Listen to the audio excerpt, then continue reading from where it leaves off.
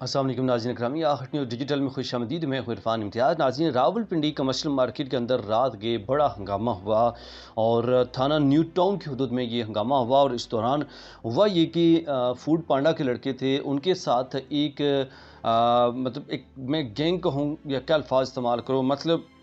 एक असर रसूख रखने वाली शख्सियत, सियासी शख्सियत है, असर रसूख रखने वाली, और उनके निजी गार्ड्स की जानब से, उनके प्राइवेट गार्ड्स की जानब से तशद्दुद किया गया फूड पांडा के लड़के के ऊपर, जो कि मजदूर बेचारे पूरा पूरा दिन जो है, पूरी पूरी रात जो है वो भागते रहते हैं अपनी कमाई के लिए, अपनी जो है ना वो रोज़ी रोटी के लिए।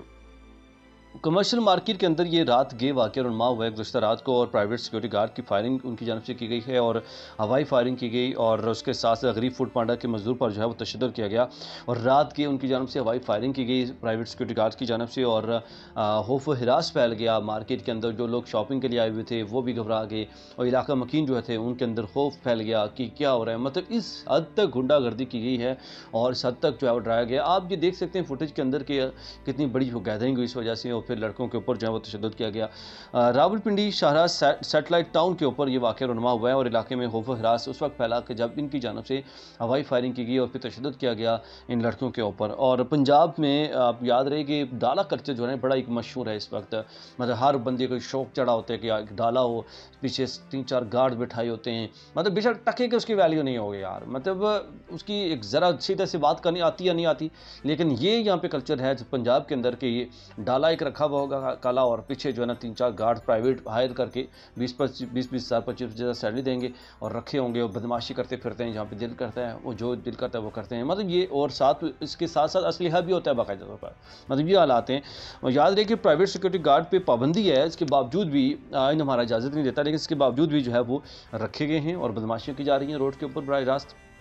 और ये एक बड़ा सवालिया निशान है हमारी इंतज़ामिया के लिए कि मतलब एक कानून इजाज़त नहीं देता इस बात की, उसके बावजूद भी वो सरेआम एक तो असलहा भी रखा हुआ है, ऊपर से प्राइवेट गार्ड भी सिक्योरिटी रखे होते हैं, और फिर उसके ऊपर उनका बेजा इस्तेमाल, और ऐसे सरेआम मार्केट के अंदर असलहे का इस्तेमाल भी हुआ, फायरिंग बाकायदा तौर पर। एक तो आप उसके तहत उनको गिरफ्तारी उनकी बनती है, दूसरा मजदूर के ऊपर आपने तशद्दुद किया है, उसको आपने मारा पीटा है, और जो जो लोगों के अंदर जो अपने खौफ व हिरास फैलाए मार्केट के अंदर इस तरह से सरेआम फायरिंग करके, और जो रोब आपने जमाने की कोशिश किया, तो इसके ऊपर भी जो है ना आपके ऊपर पर्चे नामजद होते हैं। नाज़रीन, बात सारी शख्सियात के ये सिक्योरिटी गार्ड बताए जा रहे हैं, उनकी जानब से जो है ये सारा कुछ किया गया हंगामा। लेकिन अब जो है इसकी जो तफसीलात मज़ीद सामने नहीं आई है कि होया अक्सर जो वाक़या था वो है क्या था, मतलब किस वजह से